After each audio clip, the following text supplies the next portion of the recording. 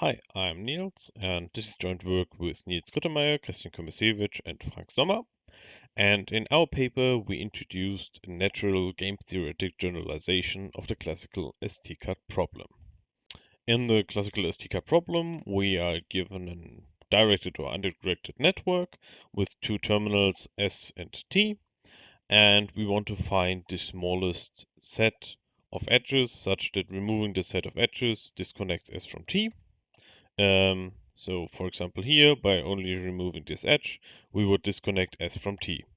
So if we have a capacitated network, then we're not looking for smallest edge set, but for the edge set with the smallest capacity to disconnect S from T. So this can be seen as the goal of an attacker who tries to disconnect specific parts of our communication network, for example. So let's say we are now the owner of this network. We surely don't want that specific parts of our network are disconnected. So we want to protect specific edges to prevent small cuts. So we want to make it very expensive if someone at least tries to attack our network. So let's say we protect this edge over here. Now the attacker is not able to destroy this edge. So now the smallest SD card would, for example, be this one over here. Now it has capacity 3, and let's say still 3 is very cheap. We want to make it more expensive. So we protect also this edge over here adjacent to T. And now some smallest SD card has to contain 4 edges, for example, this one over here. So we increase the size of the smallest SD card possible by 3 by only protecting 2 edges in our network. And this is mainly the idea of the decision problem we introduced in our work. So in our paper, we introduced the decision problem weighted min-ST card prevention, in which we are given a flow network consisting of, in our case, undirected graph G, two terminals S and T, and a capacity function omega. And additionally, we add a defender cost function C and budgets D and A. And the goal is to find an edge set of total defender cost at most D, such that each ST card that avoids this protected edge set D has capacity at least A plus 1. So we want to exceed the budget of the attacker by protecting an edge set of total defender cost at most D. So let's recall our example from the previous slide.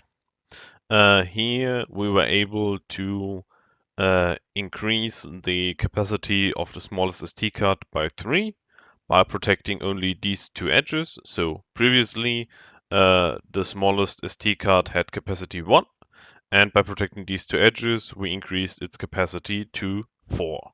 So this would be a yes instance for D equal to 2 and A equal to 3. So in this example, we also had capacity and defender cost equal to 1 for each of the edges.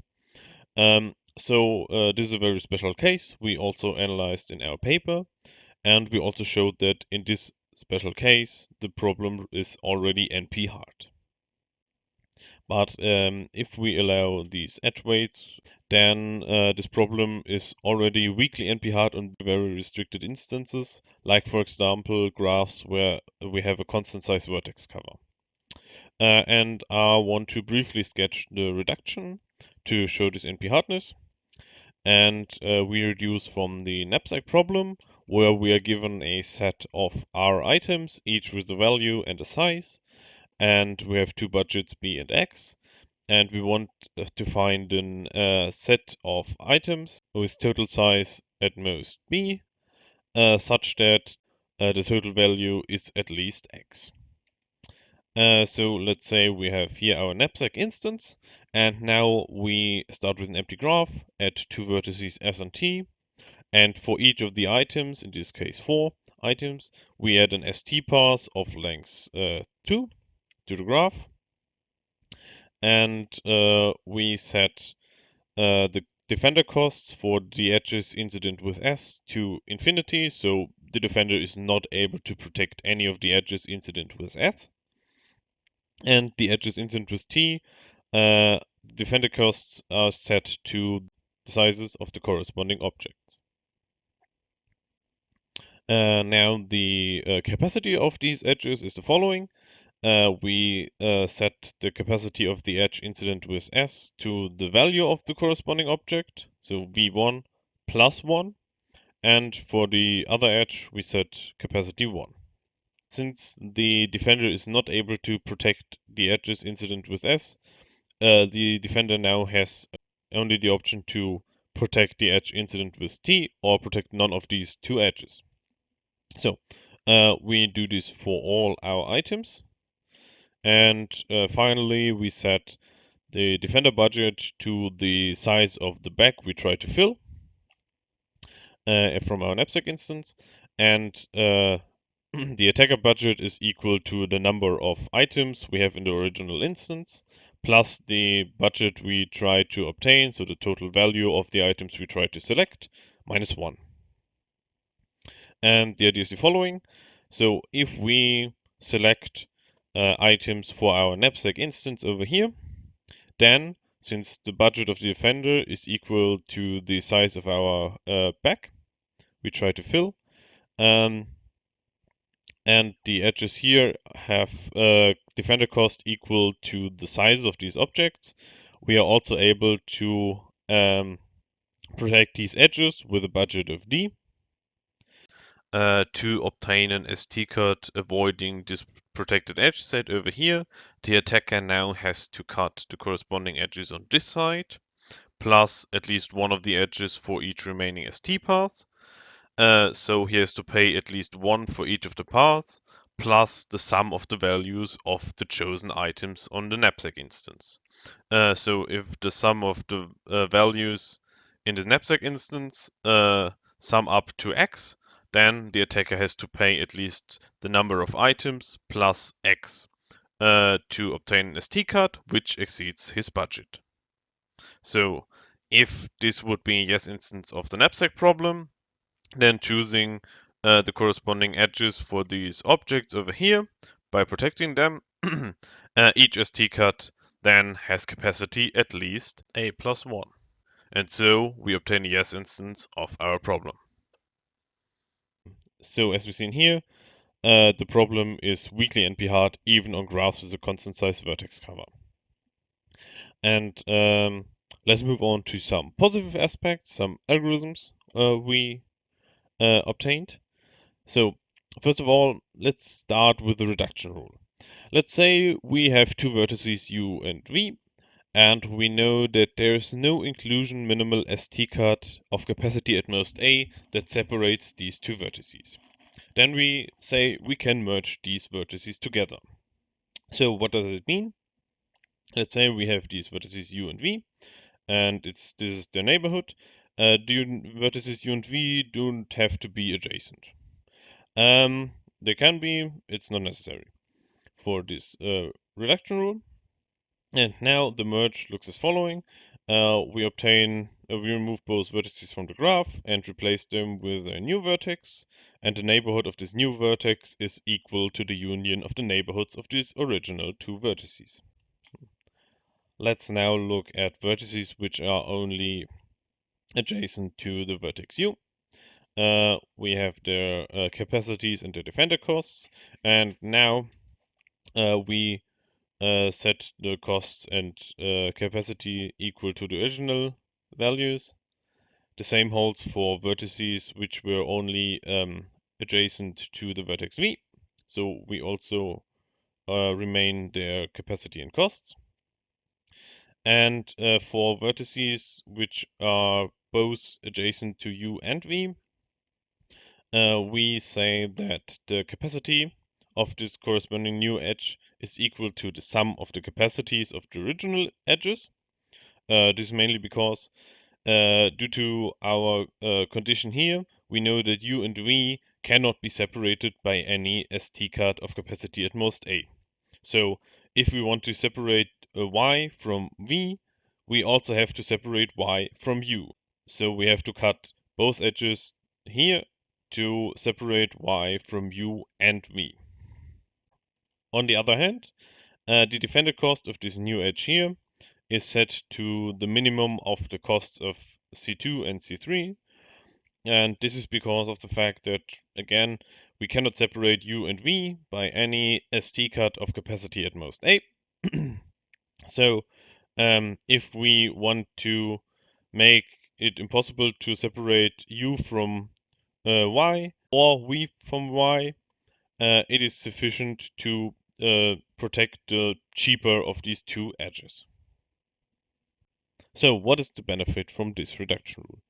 We obtained two positive results based on this reduction rule. First of all, we were able to show that after exhaustive application and also removing vertices of degree at most 1, the resulting graph contains at most 2 times the vertex cover of G times A many edges. So this directly implies a polynomial kernelization algorithm for the parameter combination of vertex cover of G and the attacker budget A. On the other hand, if we apply this rule exhaustively, we're able to show that the resulting graph has a tree width bounded by some function only depending on the attacker budget A. So what does it help us? Well, we wanted to investigate the parameter A. So we wanted to know, is there an FPT algorithm for the attacker budget alone? And based on the previous lemma, we know that we can actually assume that the tree width of the graph is bounded by some function in A. So it is sufficient to find an FPT algorithm for the parameter combination of the attacker budget and the tree width of the graph. So we use one of the standard approaches to obtain FPT algorithms for parameters including the tree width of the graph, namely dynamic programming algorithms on tree decompositions. So first of all, the current back of our tree decomposition is denoted with xv, and the collection of all partitions of this current bag is denoted as b of xv.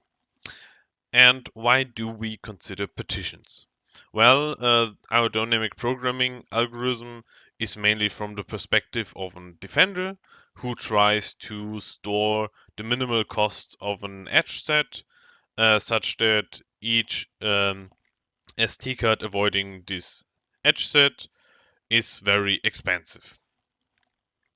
So, still, if we know how we secure some of the edges in the graph, we still don't know how the attacker may disconnect our whole network. So he has many possible ways on how to destroy our network. And what we want to do is we still want to consider all possibilities. And since the current back in our tree decomposition is a separator for all vertices that are below of the current back and all other vertices, we only have to consider all possibilities on how the attacker may destroy the current back or disconnect the current back. And this can be done by considering all possible partitions of the current back. So the entries we have in our dynamic programming table are the following. For each node in the tree decomposition, we have a two-dimensional table. In the first dimension, we have all possible functions that map each of the partitions into a value between 0 and a plus 1. And in the second dimension, we have subsets of the edge sets of the current back. And the idea behind this function fme is that for each possible partition, the attacker has to pay at least the value of fv of the specific partition of the current back to obtain this partition in the resulting graph, so that there's no path between two vertices of different parts of this partition. And to formally define this, we introduce the notion of partition cuts. And let's say GV is the graph containing all vertices that are contained in backs in the subtree rooted in our current node. And this surely contains all the vertices of the current back and also other vertices. And let's have some partition of this current back. And now a partition cut for this partition over here is similar to an ST cut, an edge set, such that there is no path between vertices on different parts of this partition after removing this edge set from the graph. So in other words, for direct edges between different parts of the partition, they have to be contained in such a partition cut. And also, if there is a path between two vertices in different parts of the partition that don't contain a third vertex in the current back, then at least one of the edges in this path has to be contained in such a partition cut. So the same also holds for this path over here, but for this path over here, no edge has to be contained in this partition cut, and also these two edges also don't have to be contained. So now the intuitive idea on the table entries is the following. We want to store the minimal costs of an edge set of the current graph, such that this edge set intersects with the edge set of the current back exactly in dv. And for each partition of the current back, every partition cut that avoids this protected edge set has capacity at least fv of p. So the intuitive definition of these table entries is now the main idea of the whole FPT algorithm. It takes some technical effort to actually compute these entries from previous entries, but this is omitted here in the talk. But with the help of these entries, we were able to show that our problem can be solved in FPT time for the parameter attacker budget plus tree width of the graph. And so, based on the previous lemma, this directly implies an FPT algorithm for the attacker budget alone. So I now give a brief overview on the most natural parameters we investigated. So for the attacker budget, we presented an FPT algorithm. For the defender budget, we actually obtained W1 hardness, so there's a main difference between these two budgets. For the maximum degree, we obtained NP hardness even on subcubic graphs. And for the vertex cover number, we obtained weakly NP hardness. This is the knapsack reduction I presented earlier. If the weights are not encoded in unary, but if the weights of so the capacities and the defender costs are encoded in unary, then we still obtain W1 hardness when parameterized by the vertex cover number. So an FPT algorithm for the vertex cover number for our considered problem is unlikely. So on the other hand, we also analyzed these parameters for the special case of this problem where all defender costs and all capacities are equal to 1. And here the results are mainly the same, except for the vertex cover number. Here we obtained an FPT algorithm for this special case. But this can unfortunately not be replaced by a smaller parameter since we already obtained W1 hardness for this version when parameterized by the tree width of the graph. So let's move on to a small conclusion. So we introduced this natural game theoretic generalization of the classical ST-cut problem. We analyzed its complexity and its parameterized landscape.